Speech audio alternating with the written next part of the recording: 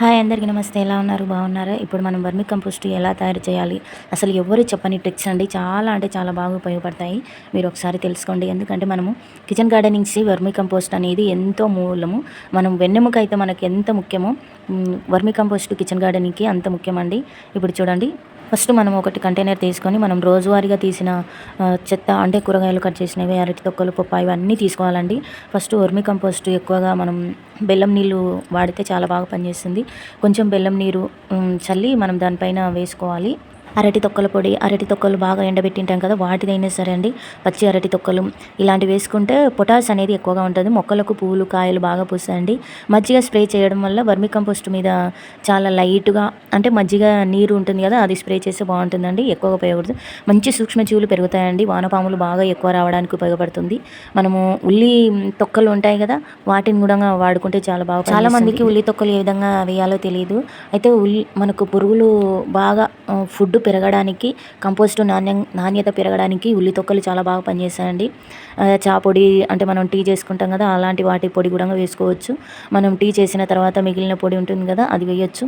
మనకు టీ చేసిన తర్వాత చేయకముందుకు ఉన్న పొడి వాడితే కూడా పువ్వులు చాలా బాగా పూస్తాయండి. నత్రజని చాలా బాగా పెరుగుతుంది చాయ్ పొడి వల్ల.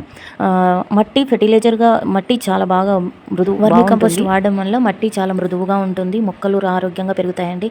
పంట బాగా దిగుబడి అంటే మనం వేసే మొక్క ఏదైనా సరే చాలా ఆరోగ్యంగా ఉంటుంది. మనకు 30% చాలా బాగా ఉంటుందండి వర్మి కంపోస్ట్ వల్లనే. నేలల సూక్ష్మజీవులు బాగా పెరుగుతాయి. చాలా బాగా పనిచేస్తుందండి వర్మి కంపోస్టులో.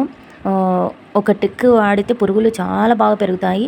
వీటన్నింటిని వాడి చూడండి, ఖచ్చితంగా మీకు చాలా బాగా పనిచేస్తుంది. ఎందుకంటే మనము ముఖ్యంగా వర్మి కంపోస్ట్ ఒక డబ్బా తీసుకొని కింద కొన్ని హోల్స్ పెట్టుకోవాలండి. హోల్స్ పెట్టుకున్న తర్వాత అందులో చెత్త మనం గార్డెనింగ్లో వేసిన చెత్త ఉంటుంది కదా, ఆ చెత్త మొత్తం ఈ విధంగా వేసుకోవాలి. వేసుకున్న తర్వాత పైన ఒక లేయర్ మన్ను వేసుకోవాలి.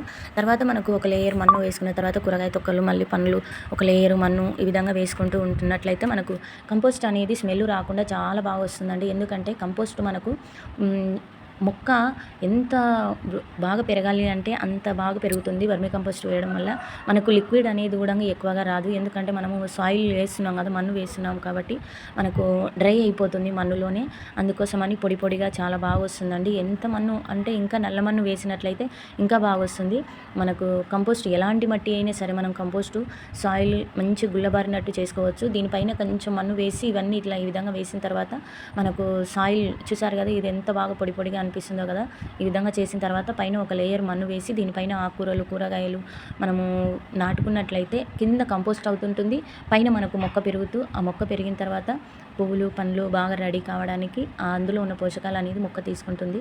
మనకు కంపోస్ట్ కావడానికి ఒక 1 మంత్ అవుతుంది. 1 మంత్ లోపల కూరగాయలు, ఆకుకూరలు తీసుకోవచ్చండి. మనం ఖాళీగా పెట్టాల్సిన అవసరం లేదు.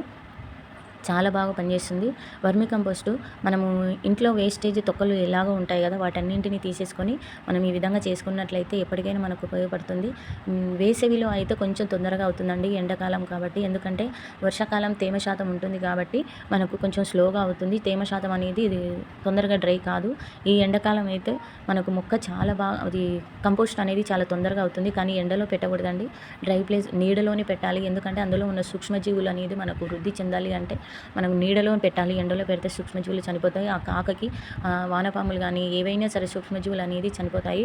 ఈ విధంగా మనం చేసిన తర్వాత దీనిపైన మనం మెంతులు కానీ, ధనియాలు కానీ ఏవైనా వేసుకోవచ్చు. మనకు ఆ కంపోస్ట్ రెడీ అయ్యేసరికి మనకు ఏదో ఒక కూరగాయల హార్వెస్ట్ చేసుకోగలుగుతామండి. థ్యాంక్ యూ సో మచ్ అండి. మన వీడియో ఎవరైనా ఫస్ట్ టైం చూసినట్లయితే లైక్ చేసి సబ్స్క్రైబ్ చేసుకోండి.